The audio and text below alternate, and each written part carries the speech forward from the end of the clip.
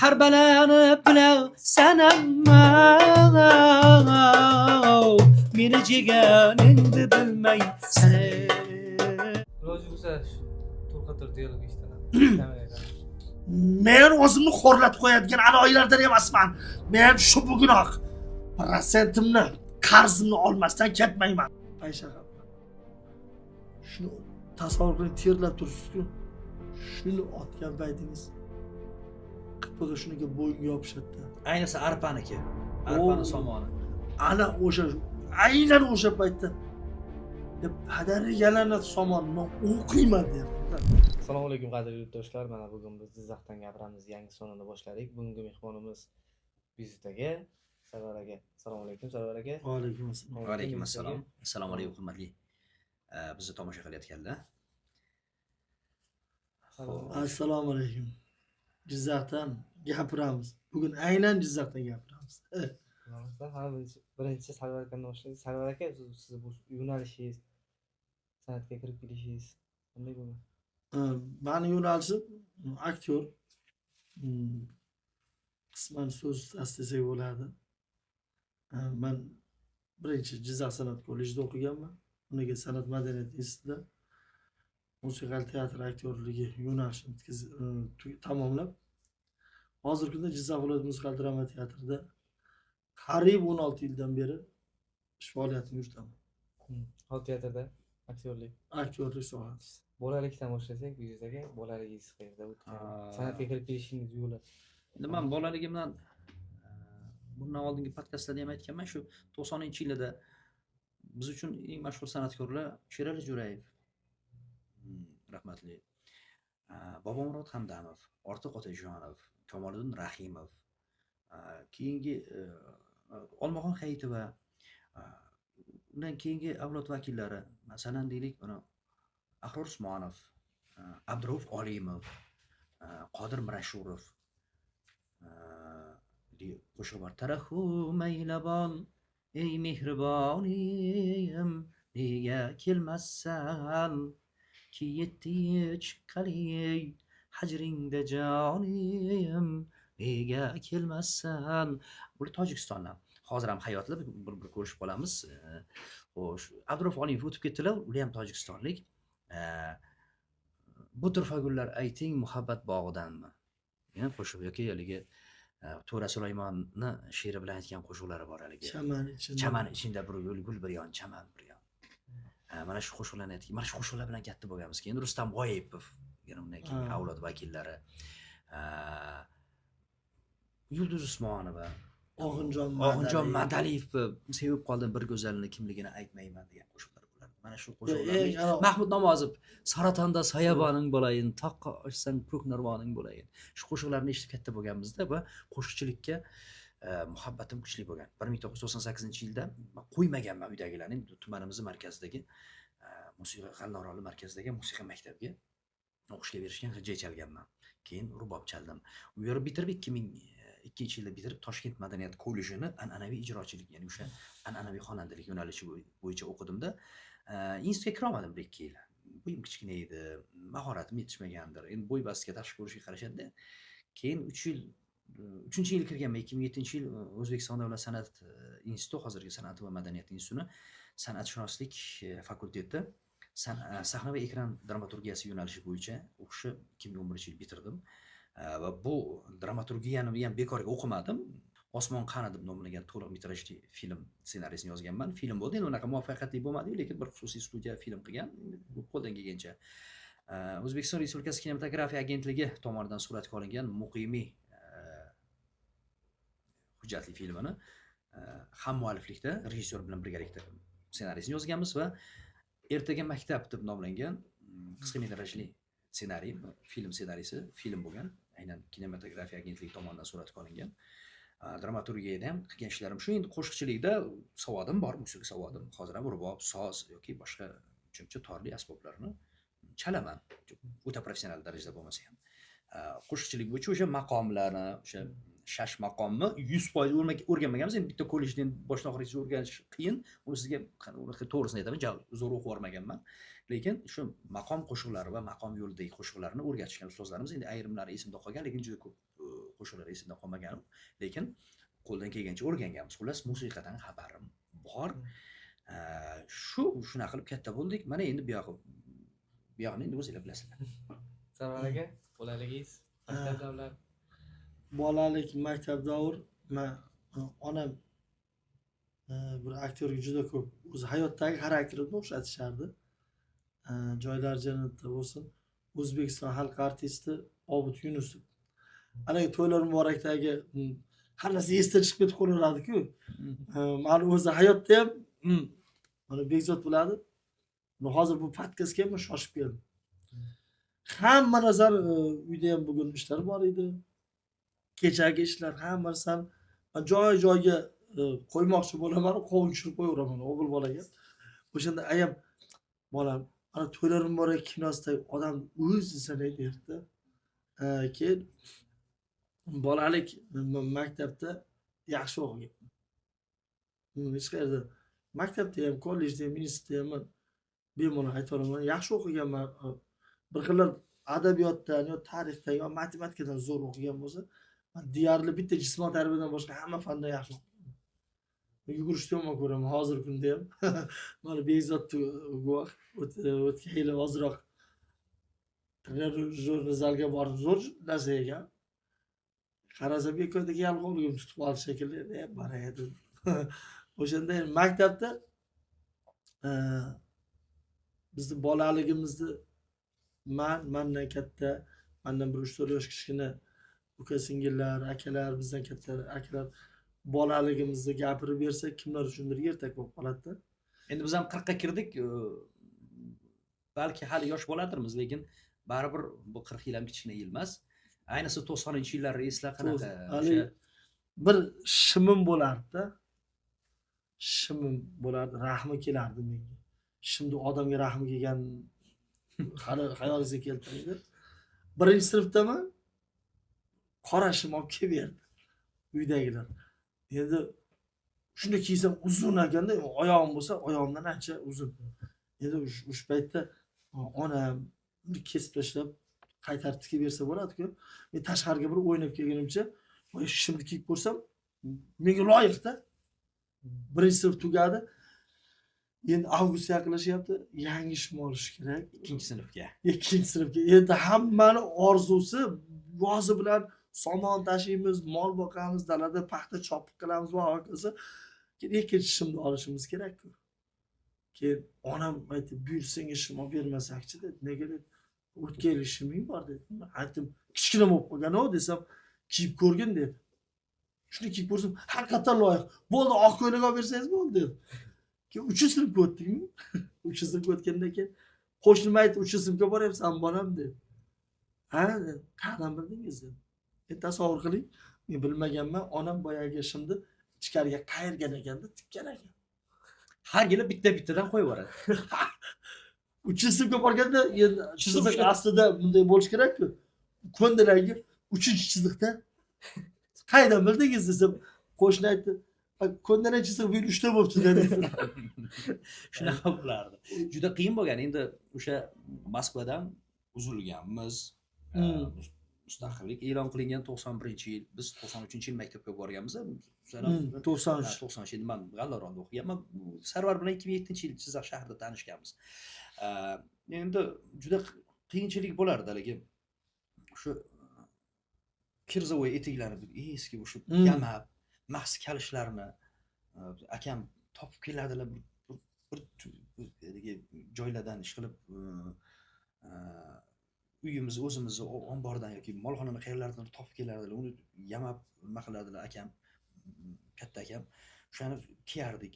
Keyin biz endi qishloqda dashtda o'sganmiz, osmonga qaragan odamlarmiz. Ekologiya o'zgarishni boshladi o'sha paytlarda. Yog'ingarchilik kam bo'lgandan keyin g'alla yaxshi bo'lmaydi, bug'doy yaxshi bo'lmaganidan keyin xalq to'q yashamaydi. Bug'doy kombaynni jatka deydilik o'rog'iga ilinmay qoladigan darajada, kombayn bilan o'rib bo'lmaydigan darajada rasvo bo'lgan yillari qo'limiz bilan terganmiz bug'doyni. To'g'ri. mashaq qildimmi deb mashaq qildik Ha. deyiladi biz qishloqda. O'shani yig'ib kelardik, keyin eshakni aylantirib maydalardik. Boshog'ini yanchib yoki bo'lmasa uzun yog'ochni urib. urib sizlarda ham bo'lgan o'sha Ha. juda bir qiyin paytda bo'lgan 96-97-yil ayniqsa o'shani urib maydalab keyin uni tegirmonga borib tortardik.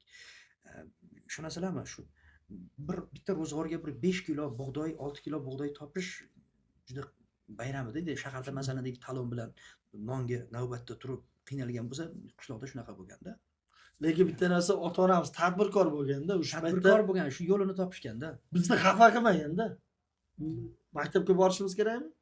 Kiyim-kechak kerakmi? Yeyishimiz kerakmi?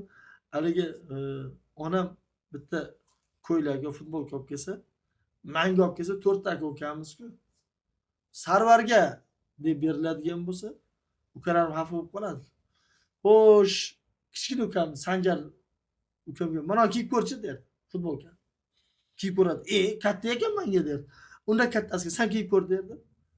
Unga ham katta ekan, unda kattasiga sen kiyib ko'r derdi. Bunday qilib, menga ham katta ekan dedi. Qani akang kiyib ko'rsin-chi derdi. O'zi asli menga olib kelingan, men endi fahmlab keyin bilyapmiz-da. Ki boya kiysa menga akalarni kiyib tursin, keyin senga olib kelamiz. Ki oyoq kiyim olib keladi.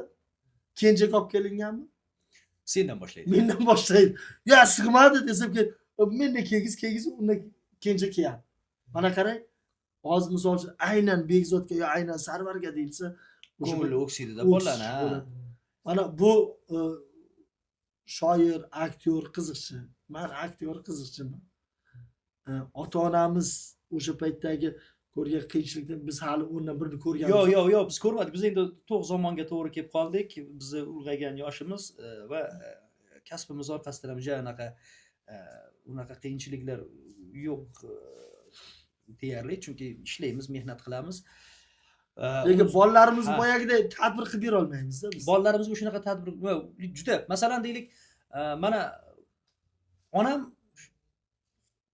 tikuv mashinasi buzilib qolgan, endi dadam ustaga olib ketganlar, endi 94-yilmikin endi 95-yilmi? 94-yil ekan. Tog'ning orasida yashaymiz o'sha paytda. Tikuvchiga bersa, u birinchidan tikuvchi ham bir tumanning markazida bo'lmasa, endi qishloqlarda yo'q, endi bitta-ikkita bo'lmasa. Endi unga ham berishga pul kerak. Qo'lda ko'ylakni o'zlari bichib har birimizga. Endi har bitta o'g'ilga, opamga ko'ylakni qo'llarida tikkanlar. Qo'llarida tikib, ko'ylak tikib berganlar. Maktab o'quv yili boshlanishiga. Chunki uni sotib olishga to'g'risi juda bir uzilgan payt edi. Dadam ham ishlardilar, lekin 6 oylab, 7 oylab oylik berilmasdi tashkilotda shunaqa bir paytlarga to'g'ri kelgan. Sen to'g'ri haligi 33-yildagi qahatchilik yoki urushdan keyingi yillar, 50-yillardagi, 46-47-yillardagi bir o'sha Zog'ora noni urush yillardagi atalaga u darajada bo'lmagan. U darajada bo'lmagan, to'g'ri, endi balki o'sha qiyinchiliklarni ko'rgan hozir bizga gapimiz aytsa, shu ham qiyinchilik bo'libdimi deyish mumkin. Va to'g'ri ularning gapi, lekin har holda baribir qiyinchilik ko'rganmizda. Keyin haligi kir mashina orzusi edi onamni. Kir mashina. Kir mashinani bizda kirgizadigan kir mashina bo'lardi, u ham qatiqni yog' qilib hozir ham shunaqa foydalanishadi juda ko'p joyda. Kir mashina sifatida Kir mashinani o'sha kuvi sifatida, kuvi deyiladi. Kuvi sifatida foydalanishadi. Sariyog'ni nima deydi, separator deydi, malaga o'sha separatorlar bo'lmagan bizda. Biz o'sha kirgizadigan kir mashinani kuvi qilib ishlatishganda o'sha buzilib qolgan, uni ham dadam ustaga olib borganlar. Yo'q, endi bilmayman, dadam e'tibor qilmaganlarmi yoki o'sha yo'q bo'lib ketdi. Qaraydi shu bir kir mashina, bu Navruz sayli bo'lib qoldi qishlog'imizda. O'sha yerda taomlarni musobaqasi bo'ladigan bo'lib qoldi. Endi onam o'sha birinchi o'ringa kir mashina berilar ekan. Endi onam pazandalar. Lekin mantiqi keldi. Mantiqi ham nima haligi ismaloq, haligi mador deydi Parkentda, shirach deyshadi bizda. O'shanaqa yalpiz o'shalardan yig'ib keyin yetmay qoldi-da. Endi bahor boshlangan, tog'da ham, ariq bo'ylarida ham kam hali. Keyin beda sabzi urgan, beda qo'shganlar. Bedadan hozir ham qilib beradilar. Beda, shifobaxsh. Barra bedadan. Hali gullamagan, endi sabzi urgan bedadan qo'shib mant qildilar. Shunaqa shirin bo'ldi, lekin haligi gaz yo'q, propan gaz ham yo'q. O'choqda. O'choqda qilish kerak. Elektr plita ham yo'q. O'choqda qilish kerak. O'choqda pishirib, yelkalariga ortdida, xudo xolisa, umid bilan orqasidan bolalar xuddi haligi tovuqni, ona tovuqni jo'jalarini yetaklagan qanaqa ko'rganmisizlar? O'shanaqa umid bilan bir qator bo'lib ketyapmiz orqasida. Biz yarim yo'lga yetganimizda bo'ldi, bayram tugadi deb qolishdi-da. Onam bir ruhan engashdilar-da, endi qatlari tik, lekin ruhan engashdilar-da. Hech narsa demadilar, qaytib keldik. Endi orzu qarang, endi o'sha paytda bilmadim, keyin eslasam yig'layman. Endi hozir onam sharoitlari bor. Xolasalar avtomat kir mashina. Xolasalar mana endi qishloq sharoitiga avtomat emas, pol avtomat, yarim avtomat kir mashina ishlatiladi. Bor, kir yo'maydilar, non yopmaydilar. 4 ta kelin, 2 ta kelin o'zlari bilan yonma-yon. 2 ta kelin biz bu yoqda aka-uka yonma-yon shaharda. Umuman muammo yo'q. Lekin baribir deyman, o'sha davrga qaytkim keladi-da, ana hozir emas, hozir yana avtomat kir mashina ham olib beramiz, ha? Lekin o'sha davrga qaytib onamga o'sha Kirgiziya degan kir mashinani sovg'a qilgim keladi-da. Endi haligi baribir alam bo'ladi-ku. Ha. Qolib ketadi. Misol uchun hozir sen bilan men unaqa katta pulim bo'lmasligi mumkin. Kimgadir iltimos qilsak, nimalarnidir hal qilib beryapti-ku. Masalan, shuni qayergadir borib aka, shu bizni GM bo'ladi, shu bizni akaning bolasida nimadir yo'li bo'lsa bir ishni to'g'rilab bering desa, yo'q demayapti-ku. Alam qiladi o'sha paytda, qaysi pog'onacha ham emas, o'sha o'ynab yurgan paytimiz mana unda metrikada ro'yxatda bormiz, jamiyatda hali o'z o'rni topmagan. Unaqa hodisalar ko'p bo'ladi. Biz 3 kilometr maktabga qatnab o'qiganmiz. 3 kilometr qor, yomg'ir. Men kollejga o'qishga kirganman. Sanjar ukam bo'lsa 6-sinfmi? Qor zo'r yoqqanda. Anodan keldi. Maktabdan keldi. Kechqurun o'tiribmiz hammamiz ovqatlar. Dada dedi. Sapaq olib bering dedi. Nimaga dedi? Mana dedi, makasidan dedi. Shunday dedi. Suv o'tib ketdi dedi. Pul yo'q ham bolam dedi. Agar hozir biz bo'lsak kesib yuboramiz. Toqatlar deymiz. Shunda dadam, qo'y endi bolam, hozir pul yo'q demadi. Bolam dedi, paypog'ing bormi dedi. Hammamiz hayron. Ha dedi. Ukam. Shu makas ustidan kiysang bor-ku dedi. Sapot bo'ladi deb hazillashdilar-da. Hamma yoq kulgu, masala yopildi. Masala yopildi bo'ldi. Menda san'at kollejida o'qiyman, Jizzax san'at kollejida. Eng yaqin qadrdonlarim ham, hatto uydagilarimga ko'rsatmaganman. Tasavvur qiling, ikkita tuflining tagi ashuna yirtilib ketdi. Singanda. Tagi. Ayni qish. Biror narsa olib bering desam, bu sharoit ko'rib o'tir. Birinchi bitta oq selofan kiyaman-da. Keyin paypoq, undan keyin bitta selofan, undan keyin bitta paypoq kiyaman. Izolyatsiya. Mobodaki suv o'tsa, birinchi paypoq dechaman xonamizda. Ana ataplina bor. Uni ham ko'rsatmay, hech kimga ko'rsatmay quritib olaman. 6:30da bir sutchi bizni qishloq sutini, nari qishloq sutini yig'adi ketadi. O'shunga ilinib olsa kerak. 6:30da kelaman kollejga. Qor payti, muzlama payti kirib olaman, suv kirmaydi. Keyin bizda darsimiz bor. Qora futbolka, qora triko, oyog'imizda Nikulin kiyadigan ana bordi, cheshkacha bor. Ha, endi mahorat darsi uchun kiyiladigan maxsus kiyimlar. Men o'shani Nikulinga ham qiziqib, o'sha oyoq kiyimni olganman. Kollejga kirdim degandan xonani ochardim-da, boyagi qora formani kiyib olardim. Va cheshkan. Boyagi oyoq kiyim chiqib ko'rmasligi uchun chiroyli joy qilib qo'yganman, o'shanga taqlab qo'yaman, qurib turadi. Mahorat darsi endi tushlikkacha, peshingacha bo'lmaydi-da endi aktyorlikda dars. Shundan keyin asosiy mutaxassis darslar o'tiladi. Aktyorlik mahorati, sahna nutqi, sahna jangi, spes fanlar. Mutaxassislik fanlari o'tiladi-da, keyin yana quyosh bota boshlaydi, yer yana muzlab qotadi. O'shanda yo'lga chiqaman. Yana yo'lga chiqib ketdi, o'shanaqa bo'lganda. Keyin shuni kiyib chiqaman, koridorda o'qituvchilar so'raydi. Qani formang deydi. Endi u paytda formani rosa qattiq talab qiladi. Qora oq ko'ylak, galstuk, qora kostyum, shim, bo'g'oz. Xonada derdi. Nega kiymayapsan sen? Mahorat darsimiz bor-ku dedim. Stars dedim o'zi. Hamma o'qituvchi ishonadi. Hozir mahorat darsiga kiyinishim kerak edi deb kelib kunlarda birida qor ona muzlama. Soat 9-8:30 bo'ldimi? Qorovul aytib bo'ldi bolam dedi. Yop xona ket dedi. 7 kilometr sal oshiq uyimiz. Shunda bordim. Oyoqda shunaqa suv o'tib ketgan, sovuqda. Abzoy badanim qaqshaydi. Har kuni qiladigan ishim bugun ismini chiqarib qo'yganman. Har kuni boraman. Dadam ayamlar ko'rib qolsa, o'qishga jo'natmay qo'ymasin deb, voy asta pechka yonib turib, pechkani sal berog'iga gaz yonib turib, uzoqroq qo'yib, ertalabgacha xohlaymiz-mi quriydi u.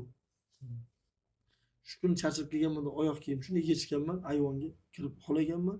Onam tashqariga chiqqan, kirganda bo'ya chiroqni yoqqan paytda tufligim og'nayotgan, tagi yorilayotgan ko'rgan. Ertalab 5:30 shunday turyapman. Bu sutchiga ilonni olishim kerak-ku. Bormaysan dedi. O'qishga. To'g'risi yig'laganman.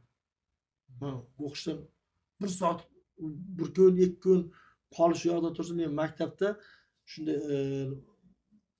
may oyida yillik hisobot qilganda 3 kun sababli qolgan ekan. Men maktabdan, kollejdan qolish, dars qoldirishda men hazm qila olmayman, yig'lab, buni bormasam bo'lmaydi. Yo'q, bormaysan. Shanba kuni, o'sha kuni shanba kuni ruxsat berishmadi. Keyin bozor kuni dadam bitta echki sotib keldilarda, bitta sapog olib bergan. Eng dahshati, hozir eng zo'r mashin Lexus, Prado, Li9 bo'ladigan bo'lsa, kiyib uyda sekin yuryapman-da. Sekin. Savolda ahvolini qarangda keyin. Onam olib kelib bergan, dadam e'tibor ham qilgani yo'q. Dada dedi, tashqari zo'r qor. Tashqariga bitta kiyib kelsam mayli. Dadam kulib, "Kiyaver" dedi. Qorda yuryapmanki, uni xursandchilikni hozir qimmat tufli olib kiysak ham uni xursandchiligini bermaydi. Yo'q. Rezina etik olib berishardi oddiyda. Keyin uni biz u sekin eskira boshlaganiga teshiladi. Suv o'tadi. O'sha ahvolda yurganmiz. Mana endi hozir tizzalar og'riydi. Buyrak og'riydi, mana ko'zdan ko'rib turibdi. Chiqaveradi. Lekin o'shanaqa yashaganmiz. Haligi yangi etik olib berishsa, endi rezina etik endi hozir nechta pul turadi? O'sha paytda bizga qimmat bo'lmagan. O'shanga ham sharoit bo'lmagan paytlari bo'lganda. Suvlarni ko'lmaklarni ataylab kechardik. Mana etigim yangi suv o'tmaydi deb shunaqa. Juda shunaqa bolalik bo'lgan. Eng haligi qanaqa desam, g'alati o'quvchi deylik. G'alati o'quvchiman bo'lganman-da. Shunda oyoq kiyim olib beradi. Onam erinmay sanaganda. Tasavvur qilib 1 yilga 32 ta oyoq kiyim kiyganman. 1 yil mana sentyabr may. Bir kun dadam traktorist, dadam bilan onam bir joyda kelayotsa, bir bola kelayotgan bo'lganda, patikasini og'zi ochib ketgan, uzoqdan ko'rinadi-ku. Mana bechora kimni bolasi ekan. Qaramaydi ota-onasi deb shunday yaqinlashsa, o'zini bolasi bo'lganda. Men ko'chada tosh ko'rdimmi, tepmay ilojim yo'q. Kuniga haligi o'zimda katta kichkina sinfdosh qizlar, bolalar bilan ko'p emas, qizlar bilan ko'p chiqisharman. Urushib qolsam haligi qizlar. Keyin maktabda tadbirga chiqish men uchun har bitta tadbir bayram bo'lgan. Mana qanday desam, ustoz san'atkorlar bitta konsert qo'yadi bu yerda. Istiqlol san'at saroyida konsert qo'yadi. Konsert qo'yganda bo'lgansiz. U undan ham ortiqda. Haligi agar zo'r chiqsam, sinfdoshlarim aytardi. Pirashki bilan g'ilminda kofe sotardi. Maqsudov degan. Agar bugun men zo'r chiqsam yoki boshqa sinflar bilan musobaqa o'ynaganimda yutsam, Menga rag'bat bor edi. Tekinxo'rlik emas. O'sha paytda hozirgi til bilan aytadigan motivatsiya deymiz-ku. Jo'ralarim aytar, 40 ga bir kelsak, Sarvar bosavur bizdan olib turamiz derdi-da. Savol javob yutamanmi? Yutdikmi, biz sinib yutdimi? Ketdik. Borardik. Kofe, boyagidek g'ilmindi, berashki. Shu narsalarda hozir men jo'ralar bilan o'tirib bir hangama qilamiz. Hozir Xudoga shukr, omadim bersa hammasi ishli, joyli. Lekin bitta narsa gashtagimiz bor. Bir oyda bir. Jo'ralar deyman. Do'st, jo'ra kerak bo'lsa, pulga men ko'chadan topib olaman. Lekin senga o'xshagan eng iflosini, sinfdoshlik eng iflosini qaytib topa olmayman. Ma'noni qarang-da. Bu masalan men hozir Bekzod deylik, shoirlikdan voz kechdi-da, deylik bir joyga rahbar bo'ldi. Do'st topalar. To'g'ri? Jo'ra deylik, jo'ra topoladi. Bir ish katta kichkina balki tengqurdi. Endi biz bu yerda bitta men yo Bekzod yo siz tasavvur qiling, qaytadan bola bo'la olmaysiz. Qaytadan o'sha sinf partada o'tira olmaysiz-da. Shu o'rinda hozir sizlar aytdinglar-ku, iloji boricha yashirmoqchi bo'lganmiz degan. Yuz ekaman sizdan. Shu narsa o'zi shunday narsani so'rash ba'zida intervyuda ham aytadi. So'rashga ham hech kimni so'ramaganman-da. Qiynalganmisiz? Hozir sizlar yashiryapsizlar, hozirgi yoshlar shunaqa bitta fikrda gapirib chiqyapti ko'plar. Mana men qiyinchilikdan katta bo'lib chiqyapman. Mana qilinglar. Shulardan chiqqan bo'laman. Ba'zida ko'plar chiqadi-da, mana men uyim bunaqa ahvolda, men bitta yig'lab beradi oldin. bitta yig'lab beraman. Mana ketdi-da, ana posting bor. 3 yil ketaveradi. 2 million, 3 million prosent. O'sha narsani ko'rsatib qilayotganlarga. Yo, endi inson bolasi borki, qiyinchilikdan o'tadi baribir. Qaysi paytda bo'lishini qat'iy nazar. Xoh u moddiy o'ta boy bo'lsin, xoh o'ta qashshoq bo'lsin, farqi yo'q. Boylar juda qiynalib, kambag'allar maza qilib yashaydigan bir vaziyatlar ham bor. Har bitta dunyoni hamma burchagida va har qanday zamonda uchraydi bu narsa. Shuning uchun endi unga yig'lab, siqtab, yo'q, endi u kerak emas. Odamlar men aytganim, odamlar shu narsani fishka qilib olgan-da. Post qo'yadi, 3 minut to'xtaydi-ku, ketdi o'shanaqa post qo'yadi yoki bunday qaraydi, men hisobdan chiqqan onamman, Instagram postlari uchmay qoldi. Men Instagram tark etaman deb yana uchib ketadi. Yo'q, mana qarang-da. Toshkentda uy-joy qilgunimcha qizlarim tug'ilmagan paytda o'g'lim bilan er-xotin ikkalamiz o'g'limni yetaklab olib ijaraga uy qidirganmiz. Bo'ldi, chiqib ketdi deyilgan. Oxirgi muhlat. Topishimiz kerak, kechgacha taqdirimiz nima bo'lishini bilmaymiz. Bitta yurib uy qidirganmiz. Endi telefon orqali, internet orqali topadigan bo'lsak, hammasi yanagi makler orqali. Bu makler jonivor $200 kvartira topib bersa, $100 bergan $100. Bu $200 kvartira topish endi o'sha paytda ham qiyin edi. $300 bundoq kvartira. Yana bitta narsaki, men yoshligimda tog'amlar, mana tog'a yurtimiz G'allarol, tog'alarimizga ko'p borganimda, mamla teng o'g'li bor, katta tog'am.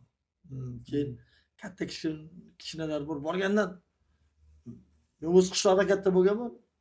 G'allarolga nisbatan bu yoq shahar bo'lsa kerak-da. Shaharga kelib kurash qilsa deb tushmayman deb qo'y.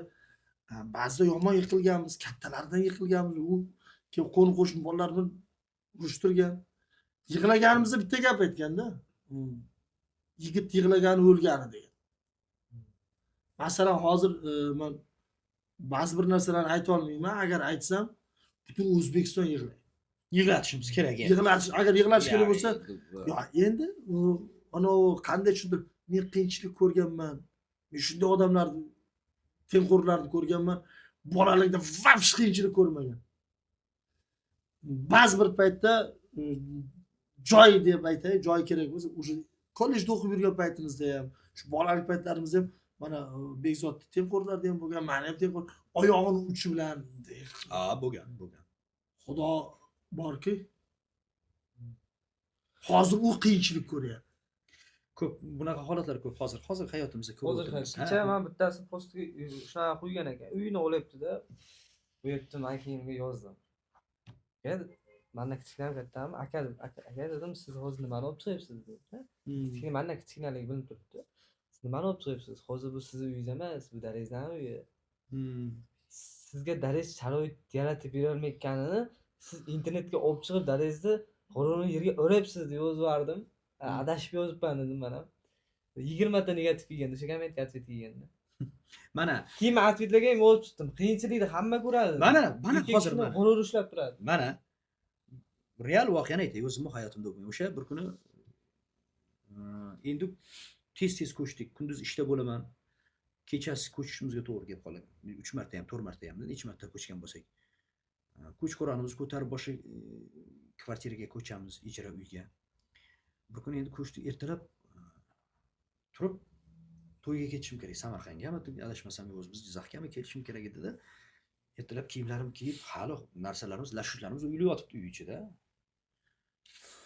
Shunda kiyinib chiqib ketyapman. O'g'lim jovdirab qarayapti. Dada, yana ko'chamizmi deyapti-da. İçimden ezilib ketdim-da.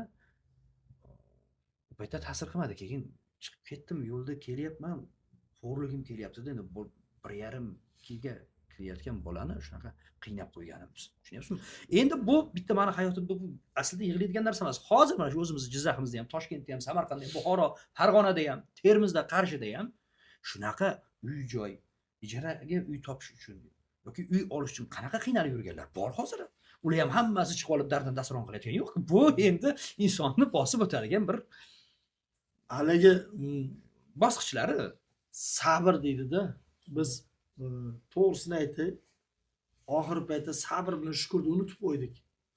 Mana Bekzod trekker mindimi, tak, men Bekzod sindirishim kerak. Farosati bor odam.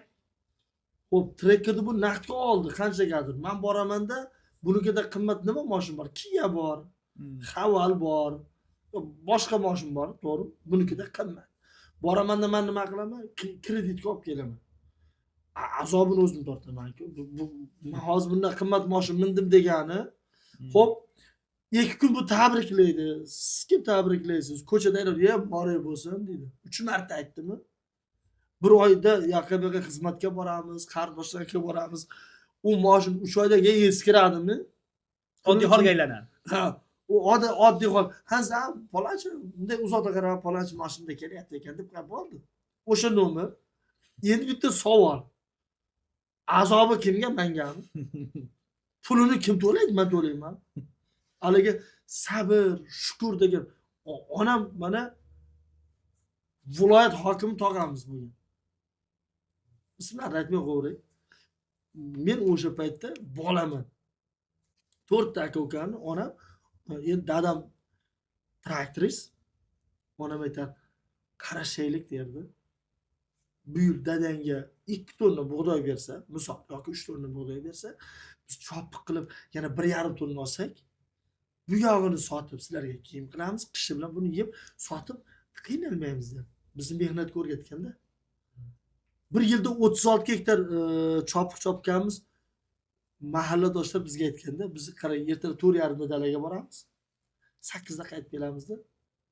Ariqlar to'klarda cho'milib 10-11 da shunda uyquga kiramiz. 3-4 da yana dalaga ketamiz. Aslida o'z bizniki dam olish. Ular o'lib qolasizlar dedi. Ko'pchilik aytardi-da. O'sha paytda men aytganman. Ikkita tog'amiz o'sha bittasi G'allarolda hokim, bittasi viloyat hokimi. Ayadi. Katta o'g'ilman-da. Shunday qiynalib quyoshlik qilib yurish shartmi? Mana katta tog'angizga ayting, viloyat hokimi. Kichkinasiga borib, mana shuncha asosdan so'rasangiz, biz mazza qilib yashaymiz deganda, onam bu 4,5 boramiz-ku, 6larda o'tib biz zaptrik qilib olamiz. Ovqatlanib olamiz. Onam bu narsa tayyorlab. O'tirganda bitta gap aytganda, katta tog'ang dedi. Traktorist bo'lgan shu odam. Ko'pchilikdan dakka eshitib o'rgangan, oxirida g'urur yo'l qo'ymay o'qidi, savxoz direktori bo'ldi, u bo'ldi, bu bo'ldi. Mana viloyat hokim darajasiga keldi bolam. Kichkinasi dedi. Dem bo'ldi. Sallar ham o'qisang shunday odam bo'lasizlar dedi. Keyin shu gaplardan keyin men kallamga bitta narsa o'rnashib qo'ygan. Bu gap juda ko'p joyda aytganman. Oq ko'ylak, qora shim kiyib shaharda yashashim kerak degan narsa miyaga o'tirib qolgan. Yaxshi o'qishga harakat qildim. Men uzr-ku, hayotdagi eng yomon ko'rgan narsam nima aytay? Bekzod hozir aytsam sanam ikkovimizda bir xil tengqur bo'lganimiz uchun bir-birimizga hangama kelishaveradi. Somon borganligi Niva Kambay o'ratdi, orqadan ko'chga qilib ketadi. Ha, ko'chka deydi. Ko'chka deyishardi. Eng yomon ko'rganim shunday ortardik-da payshaqa bilan. Shuni tasavvur qiling, terlab turibsiz-ku. Shuni otgan paytingiz qipig'i shuniga bo'yinga yopishadi-da. Ayniqsa arpaniki. Arpani somoni. Ana o'sha aynan o'sha paytda padarigalarni somonni men o'qiyman derdim-da. Mana hozir bolalarimizni repetitorga olib boryapmiz, to'lovini qilib qo'yyapmiz. Ha, buni mashinasi bor, menda mashina bor. Qo'pol qilib aytganda haligi bir akam sazlashaveradi. Dadang uni qilib berdi, mana uni qilib berdi, Toshkentda o'qibsan, kontrakt to'lab berdi. Ministrda ham hayotim bunaqa emas, endi ishla derdi bizga. Hozir bizning bolalarning hayoti jannatda, qo'pol qilib aytganda. Ertalab uyqumni buzib, men maktabga, shahar maktabiga olib kelaman. Keyin falon paytda dars tugaydi, repetitor bor, boradi. Hozir mana telefon bo'lyapti. Bolam ketaver. Hamma narsa shular biz ko'rgan qiyinchilik ko'rmasin deb qilyapmiz. Yo, lekin men farzandlarimga o'sha qiyinchilikni aynan o'zini bo'lmasa ham o'sha qiyinchilikni effektini, atmosferasini beradigan bir vaziyatlarni tashkil qilib turaman. Ikkovinglar tanishlikda hozir yuramiz deysizki, tanish jarayonlar qanaqa bo'lgan? Tanish bitta joyda kelmagansizlar, to'g'ri? Yo'q, Bitta kelmagansizlar. men 2007-yilda, 2005-yilda Toshkent madaniyat kollejini bitirdimda, institutga kira olmadim o'qishga. Keyin G'allaorollik Jizzaxlik ustozimiz, Sarvariyam ustozi Gulmurod aka Xudoynazarov, hozir pensiyadalar va pedagogik universitetda dars beradilar. Televideniyaga yetaklab kelib, Jizzax viloyat televideniyasiga yetaklab kelib, shu yerga shogird qilib, oddiy bir jamoatchi, bir muxbir qilib joylashtirib qo'ydilar. Endi shu xuddi to'garakdek, o'rganuvchidek bo'lib shu televideniyada yurdimda, Sarvar teatrda ishlaydi, endi baribir. Yo'q, men kollejda o'qidim. Kollejda o'qirding, ha? 2007. Kollejni bitiruvchi bo'lgansan. O'shanda to'ylarga chiqamiz, boshqa qilamiz, sekin-sekin tanishib qolganmizda, o'shandan beri o'zi baribir Jizzaxlik bo'lganimiz uchun baribir o'zimizga o'zimiz tortamiz-ku bir-birimizga. Shunday qilib o'rtoq bo'lib qolganmiz. Teatrdagi Sarvar jamoasi bilan bular orqali shunday salomatlikda bo'lib qolganmiz, lekin men Jizzaxda 1 yilgina yashaganman unda. Keyin institutga 3-yili o'qishga topshirib, 2007-yil institutga topshirib o'qishga kirib ketganman. Bular Jizzaxda qolgan. Toshkentda bo'lib qolganman, lekin baribir birinchidan Jizzaxlikman. Ikkinchidan baribir endi o'sha qiyinchilik paytda tanishganmiz, o'shandan qadrdon bo'lib, o'rtoq bo'lib birga. Birga katta bo'lmadik, men endi u yoqda katta bo'ldim, lekin baribir tez ko'rishib turamiz, telefonlashib turamiz, shu bilan biz 4 o'g'ayni botirlari edik. Bekzod Hamro, Bekzod Hamro emas, Bekzod, Sarvar, Baxsh emas, Sarvar. Alloh rahmat qilsin, Suroj degan do'stimiz bor. O'zimizni Jizzax mana shu Olmachi mahallasi. Olmachi mahallasi, televideniya, radioda ishlardi. Juda chiroyli ovozi bor edi. Keyin Abror aka Dashtobodda. Hozir Jizzaxda, Dashtobodda. Endi baribir Jizzaxliklar o'z-o'zimizga tortganmiz endi. Keyin bunday qilardik. Mana kimni to'yi bor bugun. Aynan yoki 21-martga kimni to'yi bor. Bir-birimiz bilan telefonlashamiz. Oddiy tik-tik degan telefonlar. Keyin masalan, menda to'y yo'q. Bekzodda bor, Abror akada bor. Surojda yo'q. To'y kelib qolsa, o'zimiz to'rtovimiz bir-birimiz to'y bilan ta'minlab, yaxshi ma'noda. Yaxshi ma'noda. Ta'minlab bo'lib, ortgan bu endi voyaga yetganmiz, ishlashimiz kerak, ishlaydigan yoshdamiz.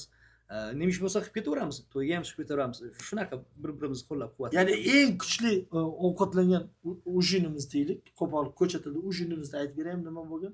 To'rtovimiz yig'ilardik, yoshlar shaharchasiga. Institutda kofe bilan hot-dog yerdik. Kofe bilan yo'q, hot-dogda bayram arafasida yerdikda, erkakda pirashka yerdikda. Endi o'sha yerda samimiylikni qarang-da, u misol uchun Qimmat pulga ham chiqmagan bizda to'yga endi.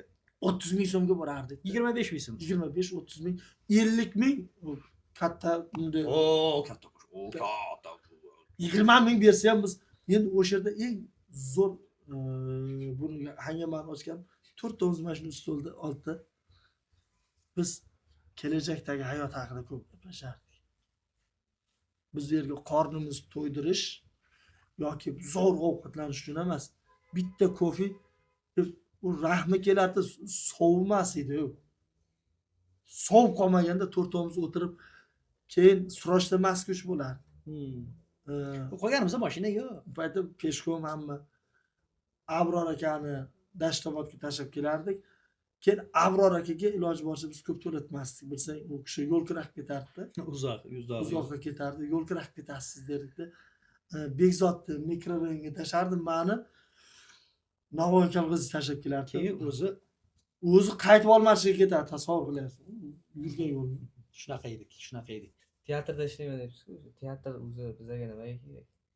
Nimaga borishimiz kerak? O'zingizga teatrga borayotgan odamlar kamayib ketdi. Teatrga boradiganlar kamayib ketdi. Teatrga nima uchun borishimiz kerak? Teatr jamiyatga nima uchun kerak? Degan juda ko'p savollarga oddiy bitta javob. Har bir millatga kerak. Har bir millatni eposini, har bir millatni tilini jaranglattiruvchi bu teatr bo'ladi. Masalan, deylik, Amir Temur. İngiliz o'ynamaydi-ku. İngiliz o'zbek aktyordan zo'r o'ynashi mumkin, lekin uni qonida Amir Temurning qoni yo'q-da. Teatr nima uchun kerak? Hozir sun'iy intellekt orqali har qanday videoni, hattoki katta filmlarni ishlashyapti-da. Ha? Bundan keyin bu yana ham rivojlanadi bu. Ha? Aynan mana hattoki yo'ligi bir xil shaxslarni o'zimi yo sun'iy intellektda qilinganmi deb farqiga bormay qoladigan darajada rivojlanib ketdi-da. Xo'sh, yoki mana animatsiya, xo'sh, mana vaynlar olamiz, mana. Lekin teatr hammasidan ustun turadi. Kino, filmlar, ha? Xo'p, jonli bo'lsin, xo'p, sun'iy intellektda qilingan bo'lsin. Insonning jonli aurasi bo'ladi. Teatr bu jonli tomosha. Teatr hayotda o'rnak ko'p, ha? Oddiy bir videodan ham, vayndan ham yoki bir kichkina bir ijtimoiy rolikdan ham, reklama roligidan ham yoki deylik o'sha sun'iy intellekt orqali qilingan har qanday video roliklardan ham ibrat olsangiz bo'ladi. Lekin teatr bu jonli ibrat. Teatr jonli tarbiya. Keyin savol berishganda, masalan, deylik, mana bir spektakl qo'yildi deylik. Biz kirdik. Sizga kelib aytganmi? Men hayotim shu spektakldagi o'zgardi. Yaxshi tomonga salbiy illatlarini tashladim degan odamni ko'rganmisiz? Yo'q, ko'rmaganman dedi. Unda nima bizga kerak deydi. Endi qarangda, hozir balog'atga yetibdiki, yigit qizlardan 20 yoshdan buyon deylik. Bitta savol bering dedi. Tot problemada, muammo. Krediti bor bo'lmaganda bir ikkita. Teatr shunday narsaki, ruhan dam oladi. Ruh. Bizni Chunki jonli tomoshabin bilan jonli tomoshabinni nafasi, jonli ovozi, jonli chehrasi, uni aurasi insonga jonli ta'sir qiladi. Buni his qilish uchun, lekin yana bitta tomoni bor-da. Hozir teatrga nima uchun odamlar bormayapti? Birinchidan 1 soat, 1,5 soatlik spektakllarni ko'radigan emas hozir odamlar, chunki zamon tezlashgan. Qisqa sabrsiz bo'lib ketgan. Yana eng asosiy tomoni bor. Asosiy tomoni bor, o'rtoqlar. O'qimay qo'yyapmiz. Mana men o'zim bir haftadan beri bir kitob o'qiganim yo'q. Hozir gapimga ulanmayapti. shunday. Tushunyapsizlarmi? Mana deylik Rossiyada yoki deylik Amerikada yoki Angliyada yoki boshqa bir mamlakatda, qaysidir bir rivojlangan mamlakat yoki Germaniyada. Masalan, Germaniyada Goethening Faust asari yoki bo'lmasa yosh Wertherning istroblari asaridan bir parchasini olib parodiya qilib sahnaga olib chiqsa, qiziqchilar hamma kuladi. Hamma kuladi. Nima uchun? Chunki u tomoshabin allaqachon o'sha asarni o'qigan. Yoki Rossiyada Lev Nikolayevich Tolstoy Anna Karenina yoki bo'lmasam Hoji Murod degan asaridan bir parchani olib sahna ko'rinish qilishsa parodiya qilib hamma kuladi. Maza qiladi. Nimaga? Chunki ko'rgan yoki o'qigan kitobini, o'qigan.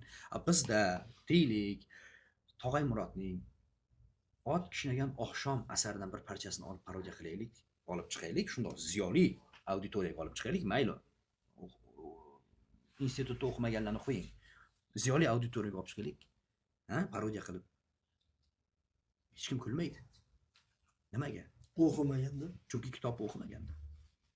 Yoki deylik mana spektakl, Jizzax qo'zg'oloni degan spektakl qo'yildi. Jizzax qo'zg'oloni nima hech bo'lmasa internetga kirib, 1916-yilda mana shunaqa mardikorlikka yozishdagi adolatsizliklar bundan yuzaga kelgan ekan deb o'sha tarixni hech bo'lmasa ozgina bilmasa, u spektakl borib ko'rgan bilan nimani tushunadi u? Tushunyapsizlarmi? Masalan, Jizzax qo'zg'olonini bilish uchun, Jizzax qo'zg'oloni nimaligini bilish uchun shunchaki maktabda 3 bahoga o'qigan bo'lish kerak bo'ldi, 5 bahoga o'qigan bo'lish ham shart emas. Lekin shuni ham bilmaydi-da ko'pchilik. Bilmaydi. Yoki mana Chingiz Aytmatovni deylik Jamila asarini sahnalashtirdik yoki kino qilib olishdi. Uni ko'rib, maza qilib, yig'lab, tushunib, idrok etish uchun nima qilish kerak? Nima bo'lish kerak? Allaqachon Chingiz Aytmatov kimligini, qirg'iz xalqini kimligini bilish kerak. O'sha paytdagi qirg'iz hayoti, o'sha paytdagi qirg'iz madaniyati, Qirg'izistondagi o'sha paytdagi siyosat, o'sha paytdagi ijtimoiy hayot, iqtisodiy hayot qanaqa bo'lgan, o'shani bilish kerak. Bilmasangiz, tushunyapsizlarmi? Shuning uchun qiziqmayapmiz. Shuning uchun hozir masalan nimaga deydi, yorib yormaysizlar, qarsillatib kuldirib yormaysizlar. Bo'ladi, yengil mavzularni olib kuldirib tashlasa, biz ham qildik va afsus ham qildik va biz o'shaning uchun balki o'shaning uchun ham biz ko'tarila olmayotgandirmiz. Saviyali auditoriya kerak avvalo. Va birinchi navbatda o'zimizda saviya yetarli bo'lishi kerak. Shunday. O'zimizda o'qimishlik yetarli emas. Mana har bir spektakl qo'yilganda rejissyorlarimiz biz uni afsusli nasib bo'ladi. Masalan, menga rol berildi. Umumiy chitka jarayoni deyiladi. Endi deydi, uni izlanish, o'rganish boshlanadi. Eng global bitta savol bor. Biz bu spektakl bilan tomoshabinga nima demoqchimiz? Keyin haligi to'g'ri, hozir tomoshabin kelmasligi ham mayli. Kelmay turganini ham qo'yingki, vaqt soat kelganda teatr zarur ekanligini odamlar tushunadi, u payt kech bo'ladi. Masalan, o'zimizning qarindoshlarimiz, tanishlarimiz spektakllarga taklif qilaman keladi-da. Zo'r ekan deydi. Yana kelamiz deydi. Men aytaman, kelmaysizlar deyman. Yana kelamiz deydi. Shunday chiqadi. Bo'ldi, hayot tashvishi bo'ldi. Teatr esdan chiqib ketadi. Mana Yevropalarda teatrga borish alohida bir tadbir. U salonlarga borib ayollar tayyorgarlik ko'rishadi. Haligacha bor shu. Mana hozir bugun mart oyi deylik, tug'ilgan kuni 16-avgust. Aprel, may, iyul, avgust. 5 oy bora 16-avgustga ataydan bilet oladi oilaviy. Yoki turmush o'rtog'i. Operaga. Yoki endi biz hozir nima qilamiz? Tug'ilgan kuni happy birthday 4 o'chiramiz-ku, ular teatrga boradi. Hozir ham bor. Yoki deylik simfonik orkestr konsertiga borishadi. Haligacha u zamon ularda rivojlanmadimi? Ularda internet yo'qmi? Ularda Wi-Fi yo'qmi? Siz o'zingiz mazaq o'ynayotgan spektaklingiz. Taklif qilaman 20-mart kuni Nodira Begim spektaklida, Haqquli vazir, u salbiy geroy, salbiy qahramon. Men o'sha rolga tushgunimcha rejissyor rosa xafa bo'lgan. Rejissyorimiz bizdan emas, Shohruh Yo'ldoshev aytgan, aka, topshirishga bir hafta qolganda haligi Hamroz Mahmud kursdoshim bilan birga o'ynaymiz. U Madalini o'ynaydi, Shoh. Shahzoda, men uni o'rinbosarini o'ynayman, vazirda. Bitta program o'tgandan keyin Jo'ra dedi, ochilding dedi. Mana shuni ushlab qolganda dedi. Uni men qanday o'yna olaman, qaysi darajada o'ynayman, yon tomoshabin baho beradi. Lekin sochimdan oyog'imni tirnog'im uchigacha men mirqib, nima deydi, suzgansiz-ku, bir basseyndadir. unda suzib o'ynayman. Keyin Anton Pavlovich Chexovni ayiq. Ha, u yerda bosh roldasan. U Hikmat degan o'rtog'im bor, kursdoshimiz. Xorazm teatrida ishlaydi.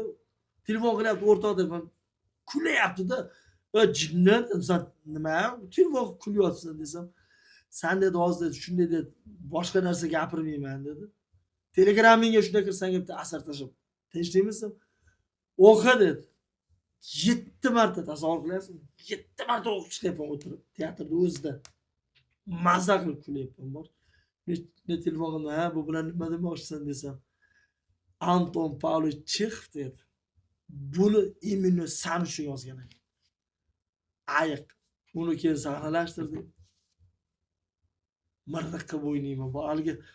Haligi o'sha hamkasblarim aytadi, sen rol o'ynashing shart emas, o'zingni o'ynayver bo'ldi. Haqiqatan qo'pol, dag'al, oxirida bir ayolni yaxshi ko'rib qoladi. Qarzini so'rab kelib, yer o'lib ketgan bo'lar, qarzini so'rab kelib, oxirida uni sevib qoladi. Hammasini voz kechib oladi. Qarang, bar ayolni Endi umuman qarz, mulk masalasi hammasi hal bo'lib ketadi muhabbat bilan. muhabbatdagina muhabbat bilan. Endi iloji bo'lsa shu to'xtatib dialog eshitamiz. Anton Pavlovich Chexovni o'sha Smirnov rolidan qisqa. Men sizga aytyapman. Prosentim to'lashim kerakmi yo'qmi? Hop, eringiz o'libdi. Ko'nglingiz buzilibdi. Yana allam balon nimalardir bo'libdi-yu, gumashtangiz allaqaysi ko'rga ketdi. Ketmoqda ketib olmaydimi? Men nima qilishim kerak? Yo'q. Hamma ayb o'zimda. Men lavashang, xotin chalish odamman. Yo'q, hali men ularga ko'rsatib qo'yaman. Men o'zimni xo'rlatib qo'yadigan aloylardan emasman. Men shu bugunoq prosentimni, qarzimni olmasdan ketmayman. Men sizga aytayapman, xonim. Men shu yerda qolaman. Menga demasa 3 kun aza tutib yot. 3 kun shu yerda o'tiraman. 1 hafta kasal bo'lib yot. Men mana shu yerda 1 hafta o'tiraman. Hozircha. Ozroq tomog'dan o'pib. Kibr haqida deyiladi, kibr. Kibr haqidami? Endi o'tgan intervyuda ham aytdim-a, inson aynan men kibrli bo'lishim kerak yoki kamtar bo'lishim kerak degan pozitsiyani ushlab olish shart emas. Shunchaki inson o'ziga va hayotga real qarasa bo'ldi. O'zi kimman men o'zi? Kim edim o'zi men? Men kimdan ortiq joyim bor? Yoki men kimdan kamman? degan savol o'ziga bersa, bo'ldi, shu bilan masala hal. Inson o'ziga real qarasa, shu oltin o'rtaliq ushlanadi. Kibr, uzr-ku, kibrda men 2004-yil maktab tamomlab, 2004-yil to'yga chiqqanman-da. Bu 24 yil bo'ladimi? 22 yil. Shunda bir 3-4 ta to'yga chiqqanman-da. Dadam sezib qolganlar, kibrlanib qo'yganimda. Ukalarim, "Mana ishda qo'ymaysanlarmi? Somonni bosish kerak." Men boraman, bir oyda bir 10 tadan 15 ta to'yga chiqayotgandirman. Ana qilish kerak deb keyin men Xudoga shukr, men ota-onamdan bitta narsa o'rganganman. Ukalarning oldida meni urishmadi, izzat qilmadi. Keyin oradan kunlar o'tib, bolam bu naql to'yga chiqadigan bo'lsak chiqma dedi. Yig'ishtirishing dedi. Yig'ishtirdi o'di.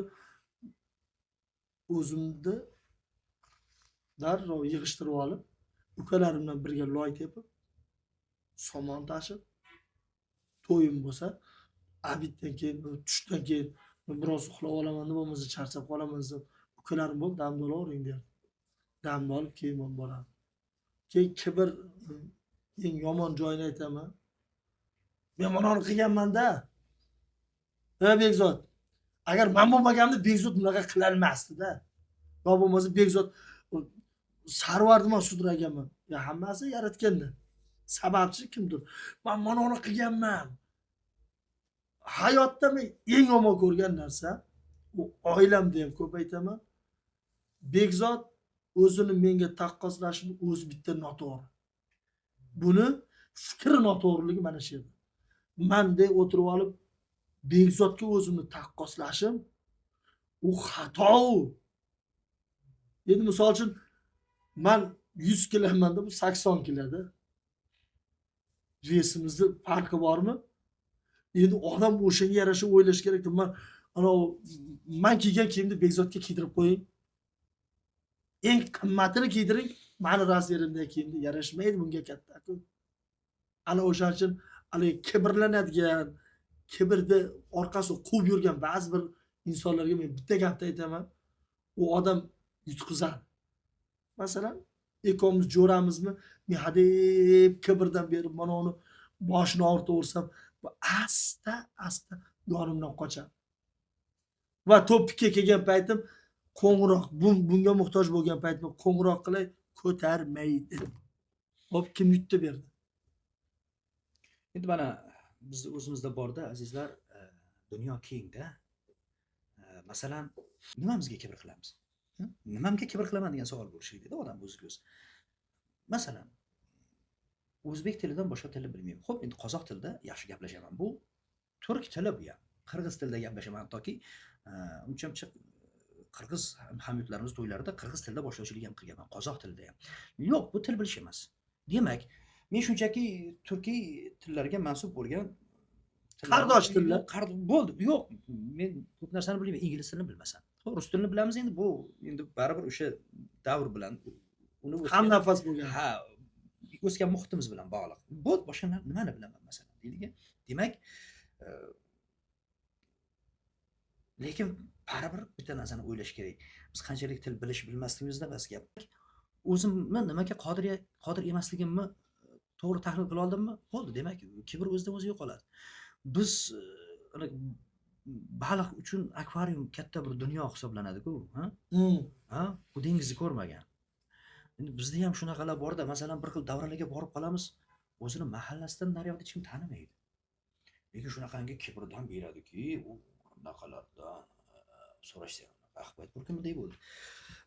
Men Toshkentdan to'g'ri kelib, qaysidir to'yda yoki qaysidir bir konsertda ishtirok etsam, yoki qaysidir uchrashuvda ishtirok etsam, mana Toshkentdan kelgan ijodkorimiz, shoshmang, G'allaoroldan kelgan deb qo'yavering deyman. Bu ataylab o'zimni kamtar olish uchun emas. Shunchaki haqiqatan men G'allaoroldanman. Va mana G'allaorollik ijodkor desa faxrlanaman qaytangada. Bir kuni bir to'yda bir yigit aka dedi, "Xo'p desam, bizni tanishtirasiz, palon show brend tanishtirasiz, shu paytda Zardordan deb aytmang" dedi. Botdi menga. Chunki hammamiz tanigan ajoyib sharhlovchi ustoz Xayrulla Hamidov onam tomon Jizzax Zardordan, o'shaning uchun Zardorda ko'p yillar bolaligim o'tgan deb faxrlanib gapiriladi. Qanday bir inson faxrlanib gapiryapti-da, Zardorda o'zini 4 ta eshik naryoqdagi qo'shnisi tanimaydigan bola kibrdan berib o'ygan. Aytmaysizlar. Nima deydi dedim. Toshkentdan kelgan deb aytaymiz ana. Men hozir Toshkentdan kelyapman dedim. Toshkentdan uyimdan chiqib kelyapman to'yga dedim. Chiqaman endi Toshkentga ketaman dedim. Lekin tanishtirishda Toshkentdan kelgansa shoshmang G'allaoroldan deb ayting deb aytaman dedim. Bu kamtarlik uchun emas bu. Yana nima o'ylasan deyapman. Yana bitta narsa bor, Bekzod. Keyin bundayda endi shunaqa bir dunyo qarash egalari bor-da, o'zimiz ham aytayapman-ku, o'qimishlilik daraja mana qay darajadaligini o'zim bilaman-da. Har doim bilasizmi, mana o'tgan safar gaplashganimizda ham haligi mendan o'qimishliroq insonlardan uzr so'rab gapiraman. Chunki nimaga? Shu ham kibrga kirib qolishi mumkin-da bo'lmasa. Haligi bizda shunaqa bolalar borki, dunyo qarashi, buni vishi tochka deymiz-ku. Bo'ling'ir vish tochkasidan bu yog'i manas postgacha bo'lgan oraliqda dunyo qarashi. Undan u yog'ini, bundan bu yog'ini idrok etolmaydiganlar bor-da. Tushunyapsizmi? Vish premyera miyamiz. Ha. Tushunyapsizlarmi? Shuning uchun nimamizga kibr qilamiz? Endi yana bittasi chiqib qolibdi o'zimizni ukalardan. Mana 10 yildan beri to'yga chiqaman, 10 yillik tajribam, baraka topkir. To'yga chiqish bu faxrlanib gapiradigan narsa emas. Tajriba ham Men emas. imkon qadar gapirmaslikka harakat qilaman-da. Tushunyapsizlarmi? Bu bir uyalish emas, shunchaki bu professional ijod emas bu. Bu tirikchilik bu. Haligi bunaqa boshlovchini sindirib qo'yaman deydi, unaqa qilib nimaga kibr qilamiz? Nimaga kibr qilamiz? Kibr qilishga arziydigan nimamiz bor? shunday ustoz san'atkorlar bilan mayli oddiy kamtar san'atkorlar bilan Samarqand Siyob bozorida yurib ko'r. Ko'rdim o'sha o'xshadi. Ha? Aytib bering. Xo'sh, yoki Xo'jandni bozorida yurib ko'r. Ha? Vodiyda Namanganda Lola bozorida birga yurib ko'r yoki ko'chada Toshkentda yoki Buxoroda yurib ko'r, ko'chada qanaqa o'rab oladigan san'atkorlar bor. Ha? Ishlab qaramasangiz ilg'amaysiz. Shu qadar kamtar. Ha? Shunchaki 4 qator kitob o'qimasdan, ha? Shunchaki meni kasbimdan sal qimmatroq kasbimni kiyib olib, meni mana futbolkamdan qimmatroq futbolka kiyib olib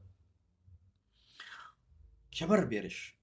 Bu dunyo qarashning akvarium ichidan chiqmaganidan dalolatda bu. Bu bitta qaysidir yigit haqida gapirmayapman, juda ko'p duch kelaman shu narsaga. Ha? Sirdaryoda ham, Jizzaxda ham, o'zimizni tumanimizda ham juda ko'p joylarda yoki bu deylik Vodiyda ham yoki Toshkentda ham yoki Farg'onada ham, Xorazmda ham, hamma joyda. Endi bu yerda bitta narsa bor, unday saviyasizlik deyolmayman-u. Unday nima deydi, o'zida kimnidir yasab olishiga sabab bor. Haligi tovuq ikki turga bo'linadi-da. Ona kurk tovuq bosib chiqqan jo'ja, u umuman boshqa jo'ja. Ana u fabrikadan kelgan ona jo'ja bor-ku. U beparasat jo'ja bo'ladi. Men bolalikda yoshligimda tovuq, kurka, anovi o'rdak, g'oz juda ko'p boqqanman-da. Aynan boyagidek fabrikaning jo'jasiga ham boqqanman. U shuni ovqatlanib o'tirsang ham pariyama kirib kelaveradi. Tishdasang anaqa qilmaydi. Boyagi kurk tovuq bosib chiqqan jo'jaga sanala qilib o'zini himoya qiladi. Chunki u ona himoya qilganda, ona o'rgatgan. Buni nimaga gapiryapman? Mana Bekzodni meni Jizzaxda qo'pol qilib aytaman, Gulmurod aka dunyoga keltirdi. Biz o'g'itini oldik. Menga bitta aytgan o'g'iti bor Bekzod. To'yda bo'lasanmi, tadbirda, konsertda farqi yo'q. Sendan yoshi katta, xoh kichik bo'lsin, farqi yo'q. San'atkor keldimi? Avval uni hurmatini qilib, birinchi unga navbatni ber. Ya faqat to'yda emas. Xohlagan Teatr sahnasi bo'lsin, konsert sahnasi bo'lsin, ekran bo'lsin. O'zingni ko'rsatma birinchi. U gapirib bo'ldimi? U hunarni ko'rsatib bo'ldimi? Undan keyin vaqt qolsa o'zing degan. Tushunyapsiz? O'sha yerga kimdir chaqirgan. Ortiq aka bitta gap aytgan. Sultonov, handalak. Mendan oldin Bekzod borgan, Bekzoddan keyin men borganman. Suhbat asnosida bitta gapni aytganki, ba'zi bir joyga borib kuldiraman deb zakasma kulgular bo'ladi. Misol uchun to'yda Bekzod bilasak, ular haqida gapirib yuboring deydi. Mana unaqa degan paytda siz shuni chappasini qiling degan. Nega? Hozir men Bekzodning talabini bajarib boshlovchi podkastchilar haqida bitta latifa aytib bor desa, bitta aytaman-da, keyin bu video chiqaradida Bekzod haqida. Endi bu yerda Ikkalamizni urishtirib qo'yamiz, xolos. Ikkovini urishtirib qo'yamizmi? Keyin bitta gap aytdi. Kelinglar, biz kuldirishimiz kerak-ku. O'sha yerda foydalaning, hech bo'lmasa deydi, mashhur nima turibdi dasturxonda. O'shani gapirib beringlar deganda bo'ldi. TV'dan qo'shib tutasiz, hech pand degan joyingiz bo'lmaydi. O'zi aslida har birimiz o'zbek adabiy tilini mahkam ushlashimiz kerak. Va har birimiz kim qaysi soha vakili bo'lishidan qat'iy nazar 100% bo'lmasa ham, endi imkon qadar o'zbek adabiy tilida gapirishni o'rganib qo'yishimiz kerak. Biz ham 100% gapirmaymiz, lekin mana bizning institutimizdan juda ko'plab kuchli aktyorlar, kuchli nutq talaffuz sohiblari yetishib chiqqanda, endi ularga o'zimiz solishtiradigan bo'lsam albatta menga ancha bor. Lekin har holda o'sha yerda o'qiganmiz, qo'lda kelgancha o'rganganmiz. 2 bahogadir, 3 bahogadir, lekin 4-5 ga emas. Lekin shevamdan pand yegan paytim bo'lgan. Bir kuni Jizzaxdan qo'ng'iroq bo'ldi. Men kinoda ishlardim u paytda. Bekzodjon, siz tarjimai holingiz bilan 4-5 ta she'ringizdan jo'nating dedi bir opa. Biz Jizzaxdan yetishib chiqayotgan shoirlarni kitobini qilyapmiz, to'plam qilyapmiz dedi. Sheva o'zimizniki. Opani taniyman. O'zimizni urug'imizdan, o'zimizni qonimiz, o'zimizni tog'imiz, o'zimizni dashtimizdan. Opa bo'ldi, mayli, shu telefon raqamingizda Telegram bormi? Az men ishlaydim, sal bo'shab olayin, taylab jo'raman. Endi uzr hozir ozroq sal band edim, endi shuni qog'oz bosib yotibman, majag'im shunday ish ko'p desam, siz nega men ustimdan kulyapsiz deydi. Nima deb kuldim desam, siz menga shevada gapirib ustimdan nimaga ustingizdan kulaman opam? Men siz ham menga o'xshagan shu shevada gapirib katta bo'lgansiz. Endi tilni burab o'zicha adabiy tilda yo tashkentcha gapirib gerda yeyibdi deb o'ylamasdi deb o'zim shevamda gapiryapman desam, siz ijodkor unday bo'lmaydi deb ketdi, endi baqirib shunaqa yerga urib urishib tashladi haligi opa. Keyin masalan men shaxsan o'zim 80% adabiy tilda gapiryapman deb o'ylayapman dedim. Men aytdim, opa, san'at institutida o'qiganman men. Shu yerda bizga adabiy tilda o'rgatgan, lekin shu adabiy tilda yaxshi gapira olmayman deb hisoblayman men o'zimni. Siz ham adabiy tilda gapirayotganingiz yo'q. O'zimizni sheva bilan adabiy tilda aralashtirib, xuddi Nishondag'a sumalak qo'shib aralashtirib tashlaganday qilyapsiz deyordim. Oxirida janjal bo'lib ketdi. Lekin oxirgi va'daga muvofiq o'sha she'rlarimni va o'sha tarjima holimni tashladim. Lekin ana o'sha shevam, o'zimni shevamdan boshqa shevada gapira olmaydigan insonga o'zimni shevamda gapirganim uchun o'sha Jizzax adiblari degan katta kitobga meni kiritishmadi. Xafa bo'lma jo'ra, men o'zim bitta kitob. Yo'q, undan yomoni bo'lgan. Mana men masalan hozir bir hujjatli filmga chaqirishdi, ovozim va nutqim ma'qul kelgandirki, ovoz berdim. Katta kichik filmlarda epizodlarga bo'lsa ham ovoz berishga chaqirib turishadi. Demak, adabiy tilda gapirishim o'sha professional aktyorlardek bo'lmasa-da, ozgina demak ma'qul joyi bor. Lekin mana shu nutqim, mana shu gapirishim bilan Jizzax teatri ham ishga olmagan. Ishga olmaganda 2011-yilda, haligi o'sha paytda pensiyada edi ular, lekin ishlashardi.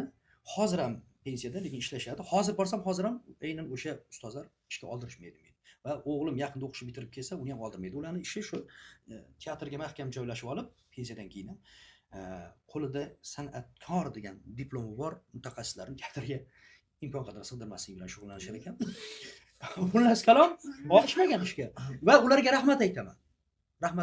Agar o'shanda meni teatrga ishga olishganda men Jizzaxda qolib ketardim, meni ham dunyo qarashim Pishitochka bilan Manas posti o'rtasida qolib ketgan bo'lardi.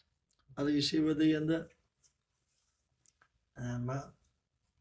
menga ko'pchilik qayerdansan deydi. Men dag'arroq, qo'polroq gapiramiz. Bizni sharoit dasht shunday muhta katta bo'lganmiz. Keyin 2004-yil Jizzax san'at kollejiga o'qishga kelganman. Jo'qchilab gapirish kerak bo'lsa, Bekzodda 6000 ipini yechib tashlayman. Joyi kelganda, sababi men Bekzod bilmaydigan so'kinishlar bor. Anavda Jaydarda dakkilar bor, turtkilar bor. Bu bitta g'allar olda katta bo'lgan bo'lsa, men ota yurtim Ravot, Paymard, Sirdaryo, bo'lalar bor, keyin bu yoq G'allorol, Baxmal. Men bu o'sgancha katta bo'lguncha men hammasini ichida katta bo'lganman. Yig'ib kelsa bor, chiroyli shiva paydo bo'ladi-da. Dakkilar ham xuddi shunday. Buning ichida eng g'alati menga boshqacha tuyulgani, qiziqish ko'proq uyg'otgani forish shevasi bo'lganda. O'zimizni forishcha. Bu noyob sheva bu. Noyob. Короче, xullas kalom, ikkita kursdoshim bor. Forish uchqulashida. Kamola dedi. Birinchi eshitishimda. Dedi. Kvartiraga enamdik dedi. Kvartirani shunda enamdik. Enasi Jizzaxlik ekan ekan. Keyin orada bir kun o'tib so'rashgacha noqulay, Sherali dedim. Dedi. Sizda enalaringiz uyi bormi? U ham 86-yilda. Qayerda dedi. Jizzaxda dedi. Yo'q dedi. Xafa bo'lmasangiz jo'rabdan so'ray. Nima dedi. Kamola kvartiraga enamdik dedingiz-ku, u qayerga bordilaringiz? Dedi. Sizlarda dedi, boramiz, ketdik dedi. Xuddi bizda enamiz dedi. Men qiziqib boshladim. Menga qiziq tuyuldi-da, keyin qoq gapirsam, bu Kamola degan kursdoshimiz. Ikki dunyo bir olsa gap yura olmaysiz, qo'ying Sarvar dedi. To'xta dedi. Men shuni o'rganaman dedim. Vaqt soat keladi dedim. Uni yomon maqsadda yoki qasma emas. Men shuni o'rganaman dedim. Vaqt soat kelib ikkovimiz yonma forscha gaplashsak dedim. Forsliklar seni shaharlik meni fors deb aytadi deb dilimga solgan ekan. Shu tilimdan chiqib ketgan. Keyin Sheraliga aytdim, sizlarga boramiz mehmondoshlikka dedim. Starsda o'larmanligim ham borda. Bo'ldi deb. Laz avtobusga mindik. Ko'k bozorda. Bir avtobus forishlik. Bitta men begona. Kursdoshimlar turib, asta oldiga borib, meni tiqilich.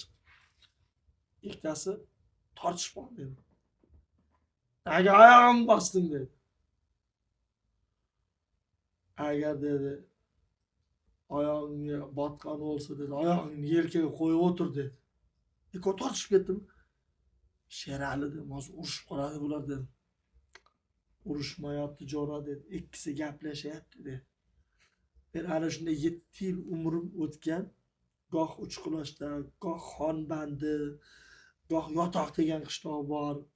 Ana o'sha yerda jo'ralar, akalarimiz bor. Borib shu shivani o'rganishga muvaffaq bo'lganman.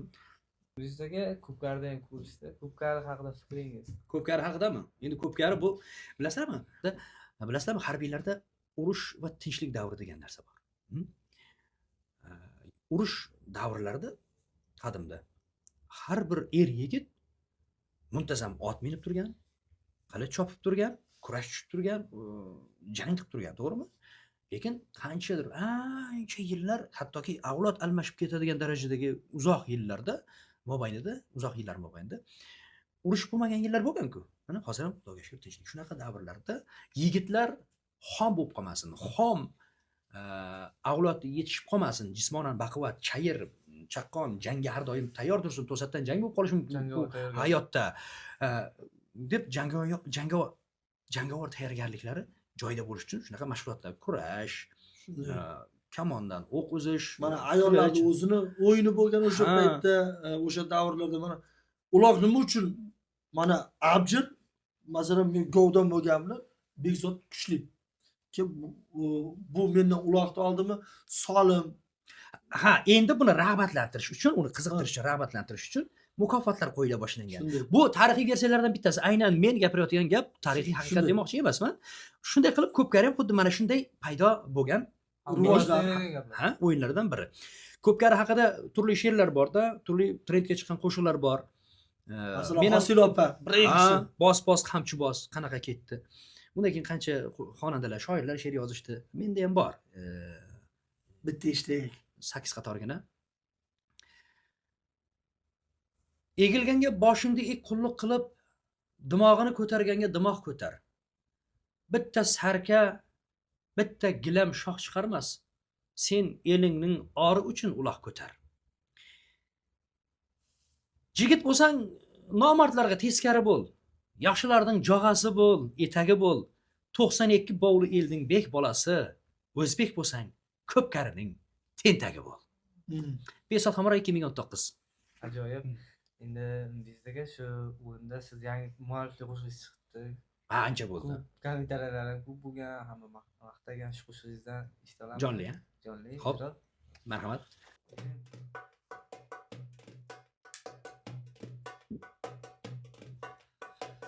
Og'ritib yuragimni ey, nima deganingni bilmaysan ey. Har balani bilasan ammo meni jeganingni bilmaysan ey. Og'ritib yuragimni ey, nima deganingni bilmaysan ey.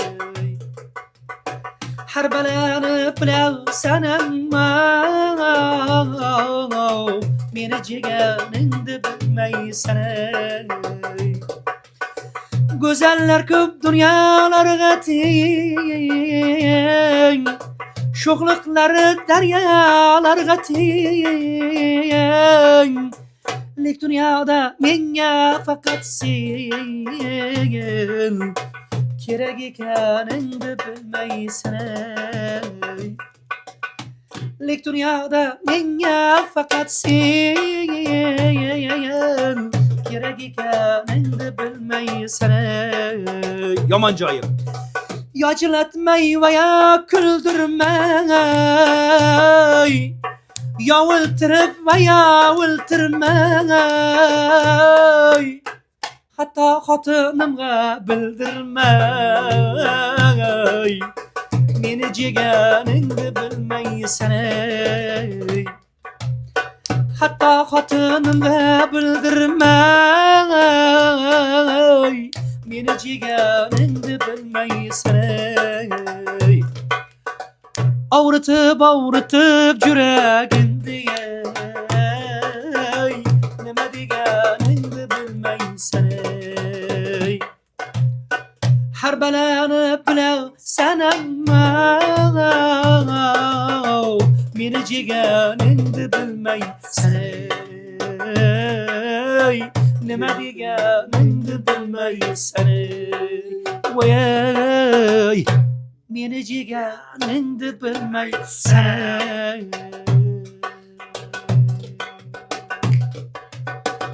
Besot Hamro 2021. Bu shunchaki bir hikoya. Hammaga rahmat. Yusuf aka, sizlarga ham, Sarvar aka, sizlarga ham katta rahmat. Tashrif uchun ajoyib suhbat bo'ldi degan umiddaman. Keyin Yusuf aka, sizni ko'p auditoriyasi, kitobxonlar auditoriyasi, shular uchun yangi she'ri yozdim. Bir ikkita she'r yozdim. Lekin bittasini aytib beraman, bittasini sal hali qo'rqib turibman aytishga. Ma'zur tutasizlar, men adabiy tilda yozgan she'rlarim bor, lekin hali oxiriga yetmagani uchun Shevada yozilgan she'rim bitgan. Shuni o'qib beraman. Jizzaxdan Qo'shrobodga qaynoq salomlar. Samarqandning har qarichi menga suyuk. O'lka qayda bu tamaddun o'lkasiday. Lek Qo'shrobod bebahoda, kengliklari Turk otamning jelkasiday. Katta otam ot choptirib o'tgan qirlar, saroy bahrin turkman elim tomir jaygan. Katta otam suruv haydab qaytar chog'i, katta enam kulchatayga xomir jaygan. Jo'shdan jo'shib chiqqan ergash juman bulbul, termalari qolib ketgan joni tanda, hatto esgan shamolida tillasi bor. Bir Qo'shrobod baraka bor zarmetanda. Nurata tog' rizqqa to'la, ko'kka to'la, siyirlari jerga tiyar jenillari. Bitta buxgalter bor har bir uyda, tuvsa faqat hokim tuvar kelinlar. Ilm olish bu el uchun qadriyatdir. Bu qadriyat hech qachon ham jo'g'almaydi. Qo'shrobodlik bo'lishning o'z shartlari bor. O'qimasa Qo'shrobodlik bo'la olmaydi. Samarqandning har qarichi menga suyuk. O'lka qayda bu tamaddun o'lkasiday. Lek Qo'shrobod boshqachada. Kengliklari Turk otamning jelkasiday. Besot Hamro 2026. Rahmat bizga. Rahmat. Ana shu podkastni bilmadim. Mendan oldin ham balki o'rgandirsizlar, lekin ikkalamiz birgalikda olgan soni juda chiroyli chiqdi. Bunisi ham umid qilamanki, chiroyli chiqadi. Tomoshabinlarga rahmat, bizni erinmasdan YouTube orqali kuzatishgani uchun sizlarga tashkilotchilik Ishonch podkast studiyasiga rahmat deymiz. O'tgan safar ham aytgandim, poytaxtdagi sharoitlardan qolishmaydigan, dizayn hammasi. Yana eng qizig'i bu homiylik qiladigan Rauf Sob do'stimiz. Vivo uyali telefonlar do'koni, rahmat deymiz. Aytib o'tishimiz kerak, chunki shuncha tashkiliy tomoni bor, o'shaning uchun Raufjon sizga do'stim rahmat. Vivo telefonlar magazini do'koni Jizzaxda. Telefon raqamlarini qoldiramiz, murojaat qilaverasizlar. Bizning nomimizdan borsanglar, uncha kelishtirib bermasa kerak, bu bolani bir ko'ringlar. Lekin sal arzonroq qilib beradi. Endi qaranglar, ishqilib mayli. Endi ko'zi sal uni ko'kroq aldamaydi. Raufjon do'stim, salomat bo'ling. Hammaga rahmat. Salomat bo'linglar.